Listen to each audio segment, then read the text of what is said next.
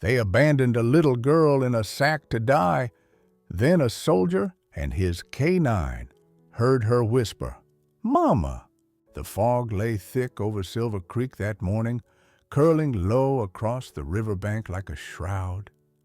Liam Hart walked the familiar trail with Rex, his German shepherd, hoping the steady rhythm of boots on dirt would quiet the battlefield echoes that stalked him in sleep. Rex's paws made no sound, but his sudden stillness, ears pricked, body taut, was louder than a shout. Then came the bark, sharp, urgent, different. "Easy, boy," Liam muttered, but Rex lunged forward, pulling him toward the river's edge. The current whispered against stones, swollen from early snowmelt. Tangled in a clutch of roots was a dark, sodden shape. At first glance it looked like discarded refuse, a sack abandoned like so many things forgotten in this quiet mountain town. Then it moved. Liam dropped to his knees, fingers clawing at the wet burlap. His breath came ragged, his pulse hammering with the old familiar rush of combat. He fumbled with the knot, his hands shaking not from cold, but from dread. The sack sagged open. Inside was a child, a little girl, no more than 3, curled in on herself as if the world had already told her she wasn't welcome. Her hair was a wild tangle of gold, plastered damp to a face so pale it looked carved from wax. Her lips were purpled, her small fists locked around a ragged cloth doll as though that fragile scrap was the only tether left to life. For a moment she was still, terrifyingly still. Then, as Liam bent close, the girl stirred, her lips parted, the faintest breath escaping into the mist. A word, barely audible, threaded through the roar of the river. "Mama?" The sound cracked something inside Liam. In that whisper, he heard his daughter's voice, the daughter he'd buried long before the war had ended. His throat closed, his vision blurred, but his arms moved with instinct.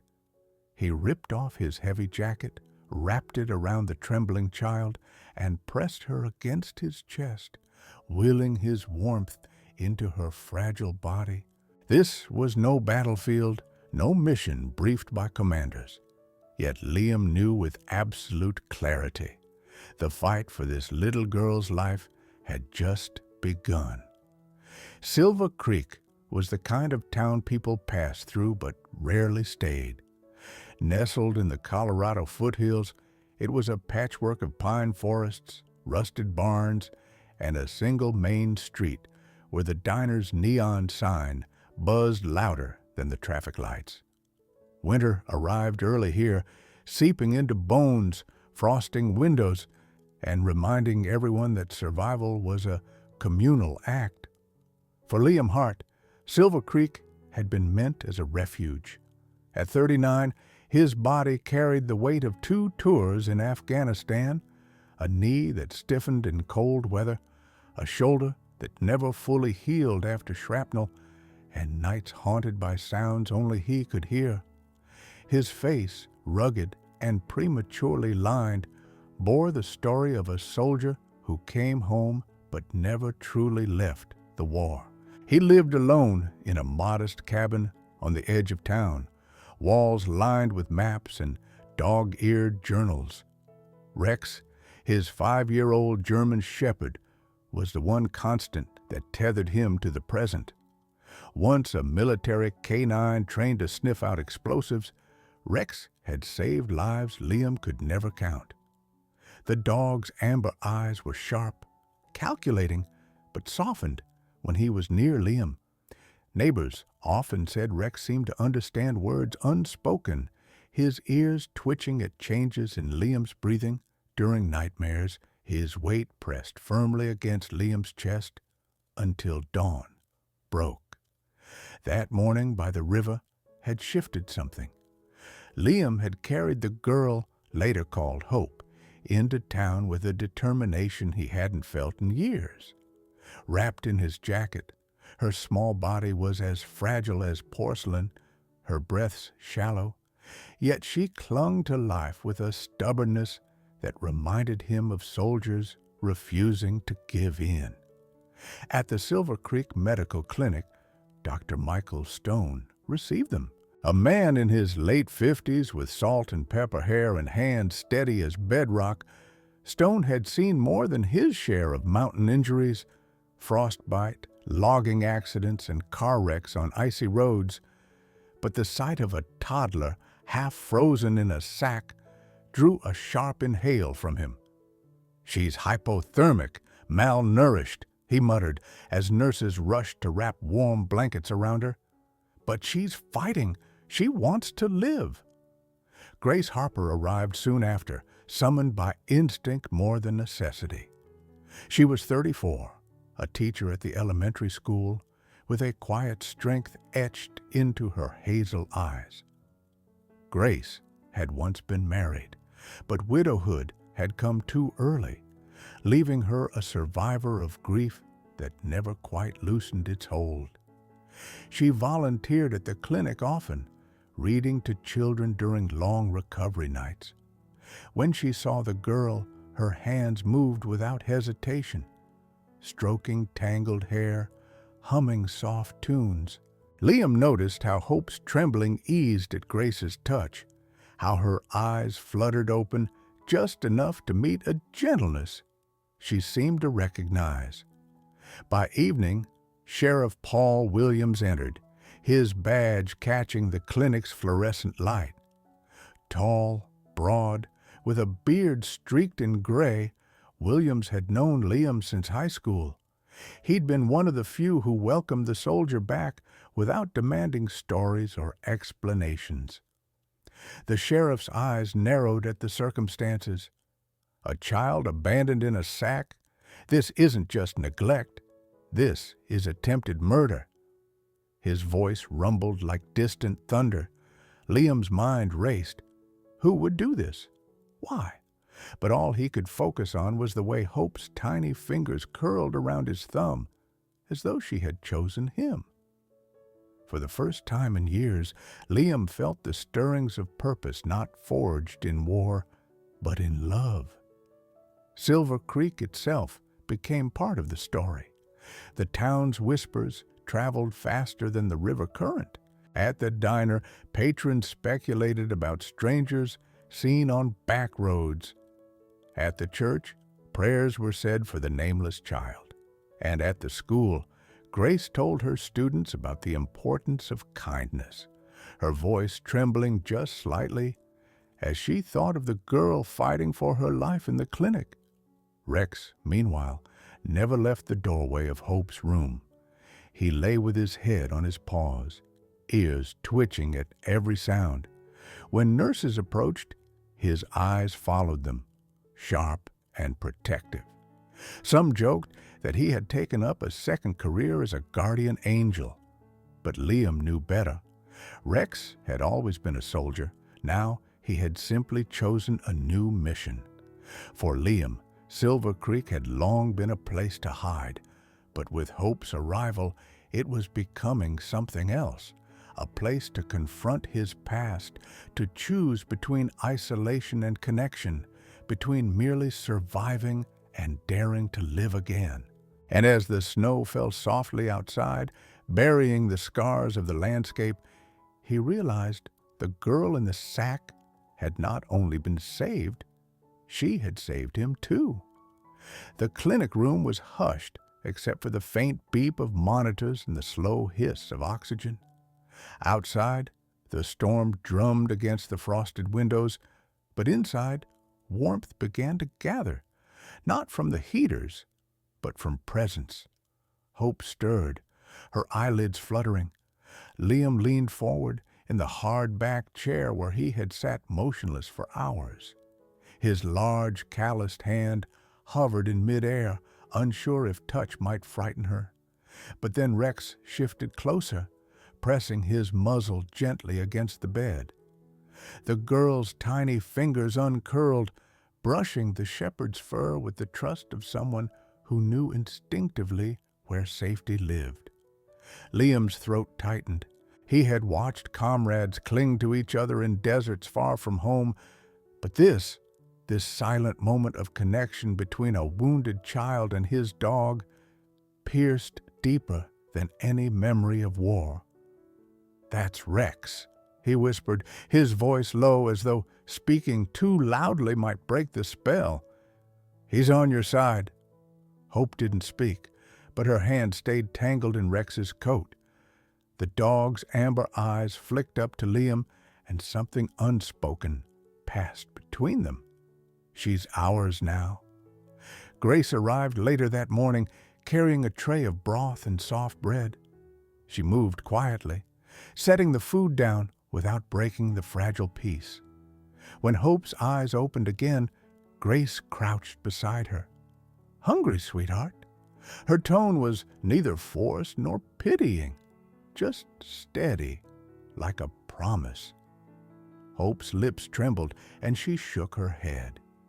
But when Grace dipped a spoon into the broth and held it out, the little girl surprised them all. She reached not for the spoon, but for Grace's sleeve, clutching it with a hand still pale and trembling. Grace smiled softly, unshaken. She fed her slowly, patiently, every bite a tiny victory. From the corner, Liam watched. He wasn't used to tenderness. His world had been built on command, action, survival. Watching Grace coax nourishment back into the child was like watching someone mend a torn flag, delicate, deliberate, reverent. That night, as fatigue overcame him, Liam slumped forward in his chair. He woke to find a blanket draped across his shoulders. Grace must have done it, he realized, while he slept. Hope was curled on her side, the ragged doll clutched against her chest. Rex lay stretched out beneath the bed, his steady breathing syncing with the girl's. Days turned into a week. Hope began to whisper words, soft, fragile syllables that carried both fear and need. "Mama," she said once in the night, sending a sharp ache through Liam's chest. He knew she wasn't calling for him, but the word clung to the room like smoke. Another time, she whispered, "Papa," though her gaze was distant, unfocused. Liam sat rigid, unsure how to receive the title.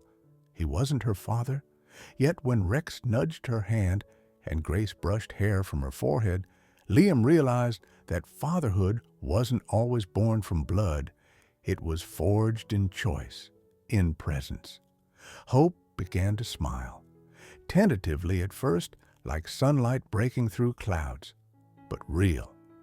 One morning, when Liam brought her a wooden toy truck he had carved during sleepless hours, she giggled. The sound startled him.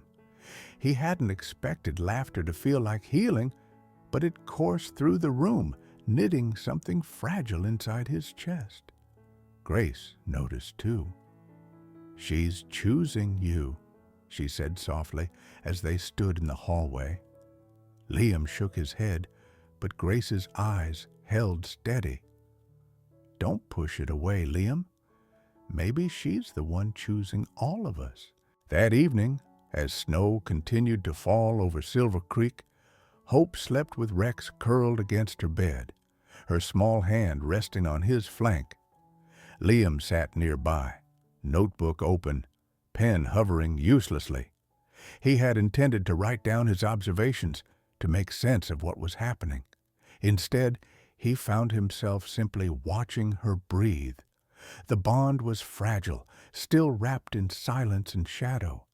But it was real, and in the fragile quiet of that room, Liam knew the girl was no longer just a stranger pulled from a river.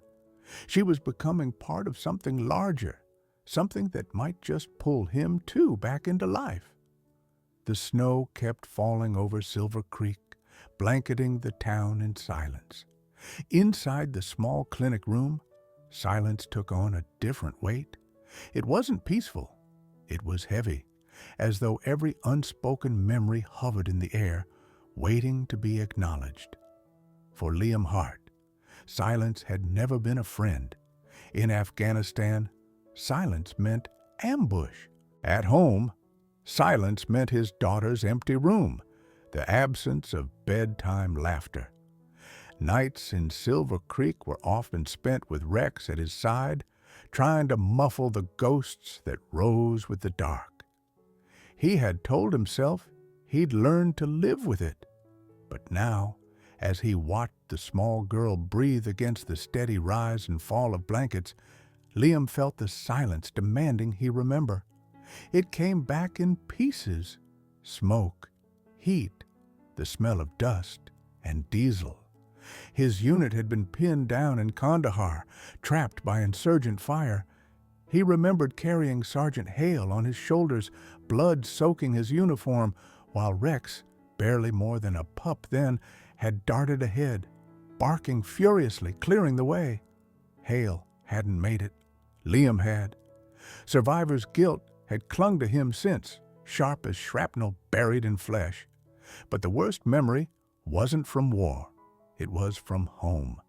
A rain-slick road, headlights too bright, the screech of tires, his wife's scream, his daughter's small hand in the back seat, the crash that had torn them from him before he could do anything. He had walked away with a broken rib and a scar above his eye. They had not walked away at all. He rarely spoke of it. Even now, as he sat in the dim light of the clinic, he couldn't. But the sight of Hope, the fragile rise and fall of her chest, the whisper of "Mama" in the dark, pulled the grief from its hiding place and laid it bare. He clenched his fists, trying to steady himself. Grace found him there one night, staring at Hope, while Rex slept curled at the foot of the bed. She placed a gentle hand on his arm.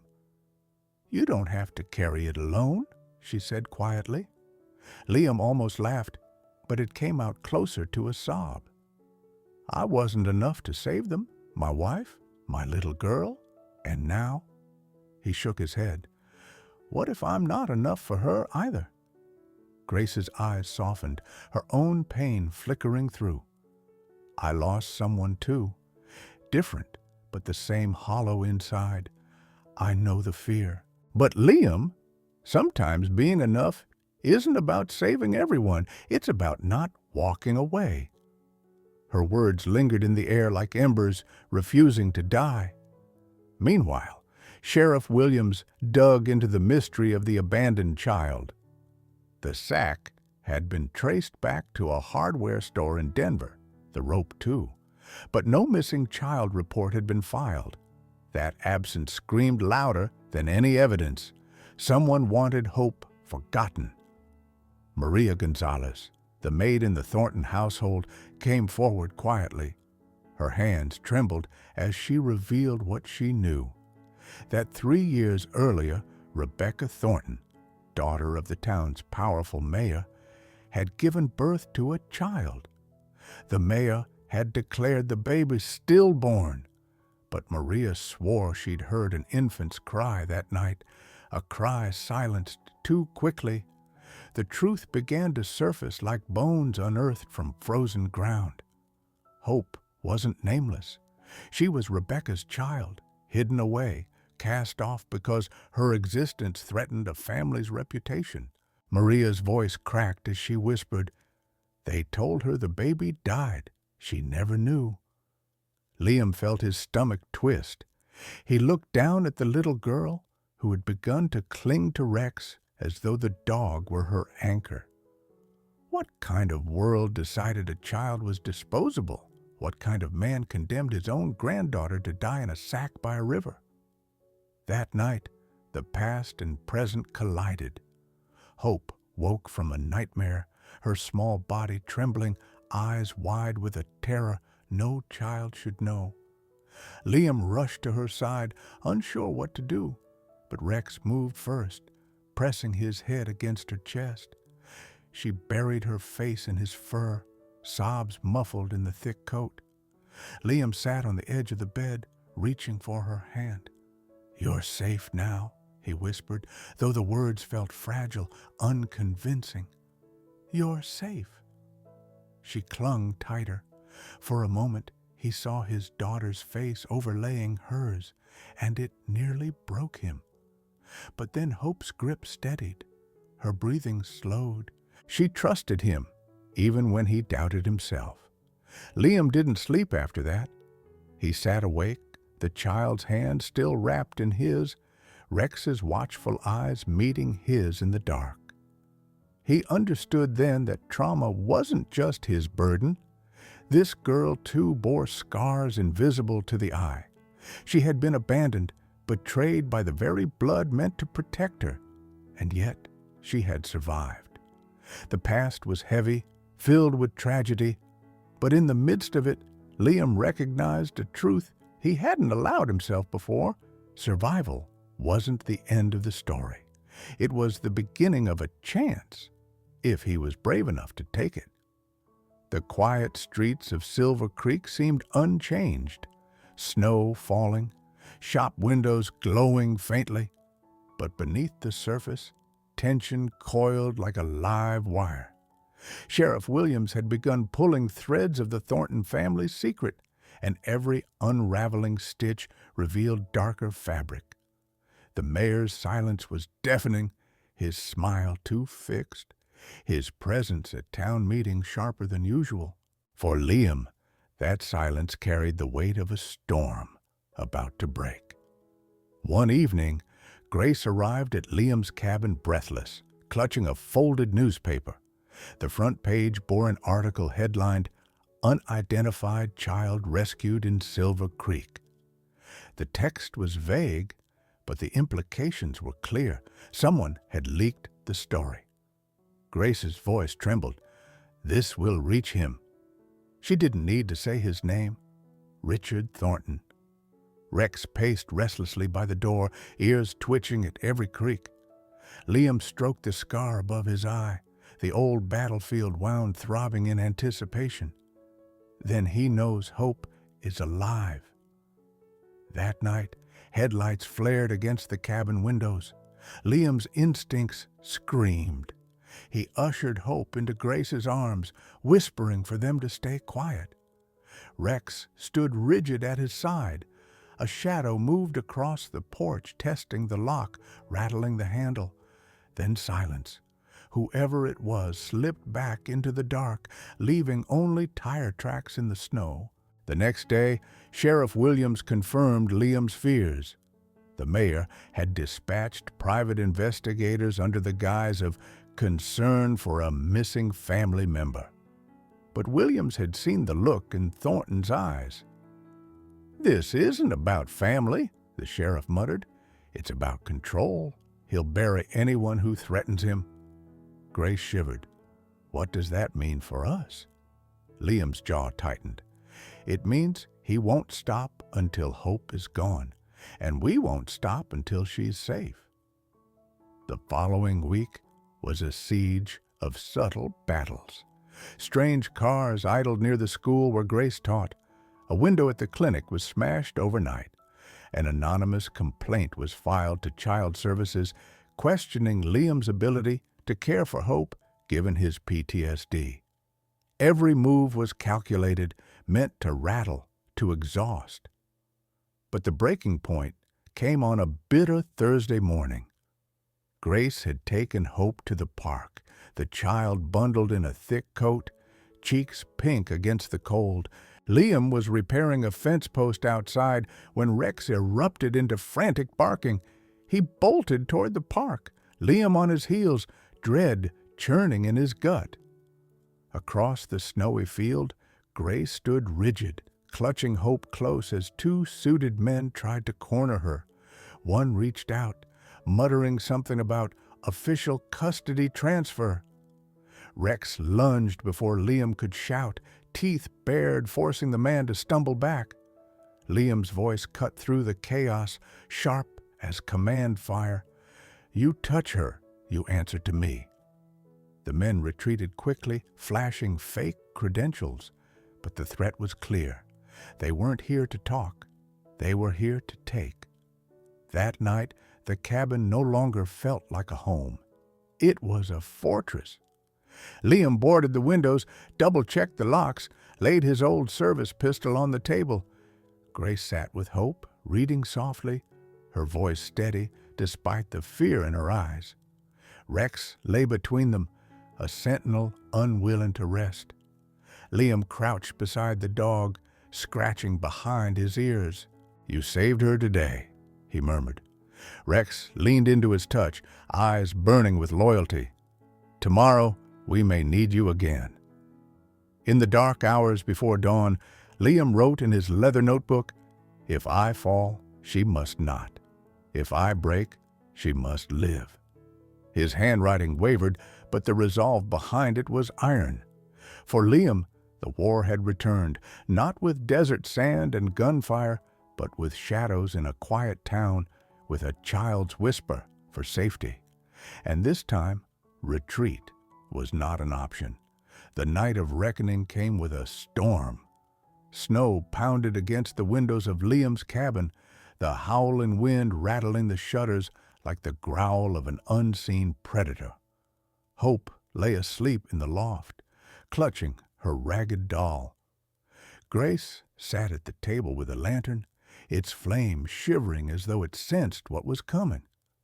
Liam stood by the window, hand on the pistol at his hip. Rex pressed against his leg, muscles quivering in anticipation. The knock was not gentle. 3 sharp raps, deliberate and commanding. "Mr. Hart," a voice called through the storm, "we're here for the child. Make this easy on yourself." Grace's breath caught. "Liam!" He lifted a hand, signaling her to stay quiet. His voice was steady, the tone of a soldier who had faced death before. "You're not taking her." The door shuddered under a hard kick. Wood splintered. Rex growled, a deep, primal sound that reverberated through the floorboards.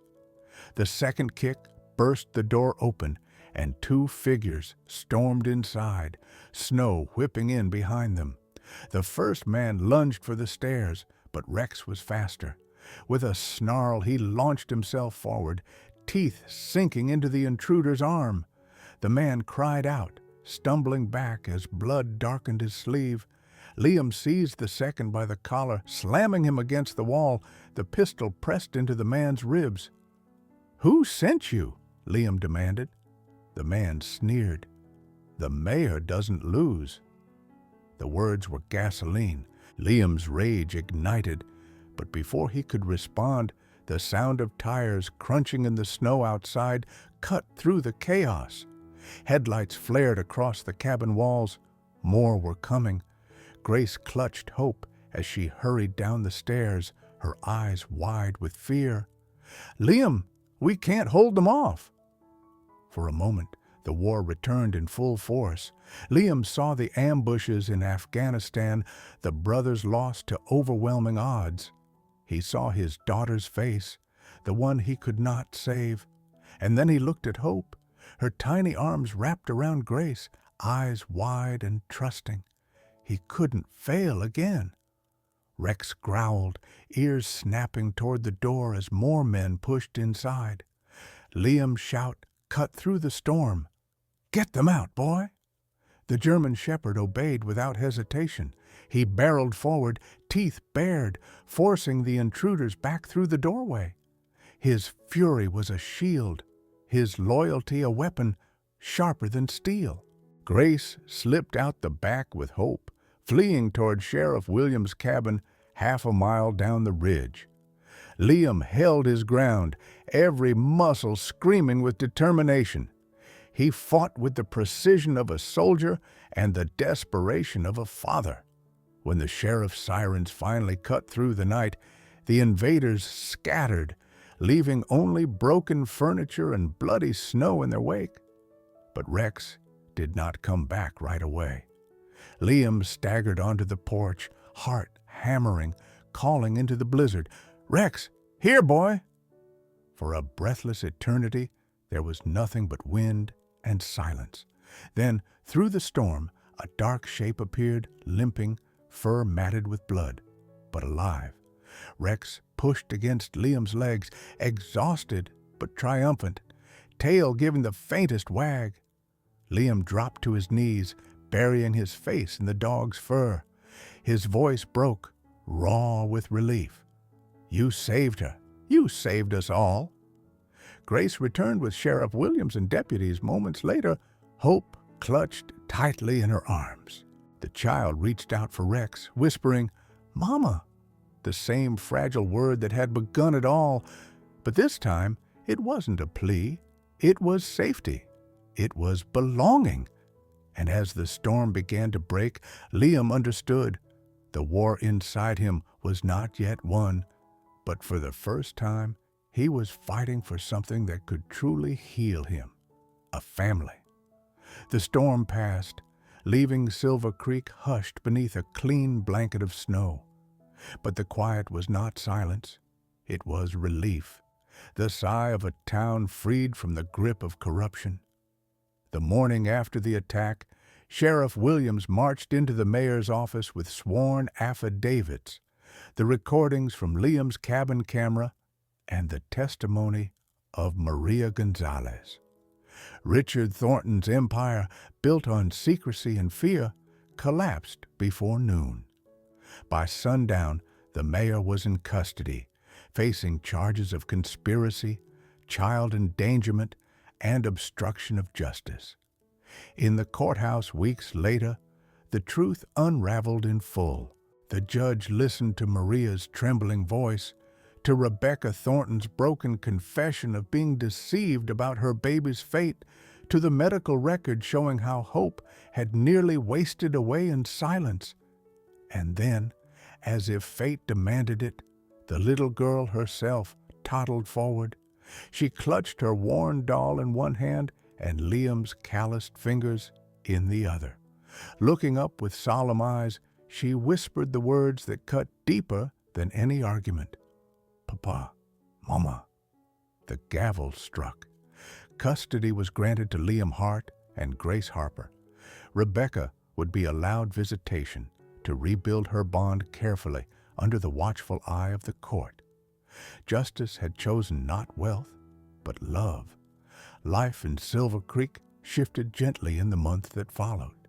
Grace's classroom filled with laughter again, children drawing pictures of Rex with a medal around his neck. The sheriff organized a ceremony on the town square where Liam, stiff in his best jacket, accepted a plaque for bravery. But when the applause rose, he knelt, pressing the award into Rex's collar.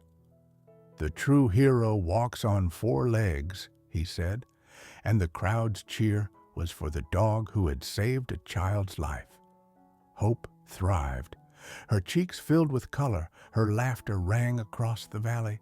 At night, she no longer whispered "Mama" into the dark, but giggled as Grace tucked her in and Liam told her stories of rivers and stars.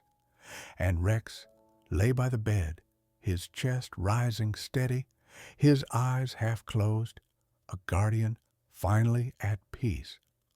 On the anniversary of the rescue, Liam stood on the same misty trail where it had all begun. Grace held Hope's small hand.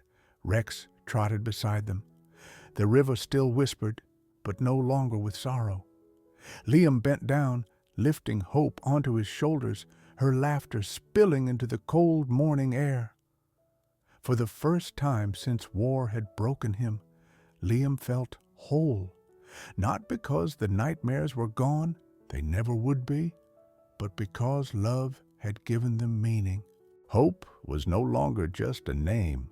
She was a promise kept, a future found, a child reborn into a family forged from pain and courage.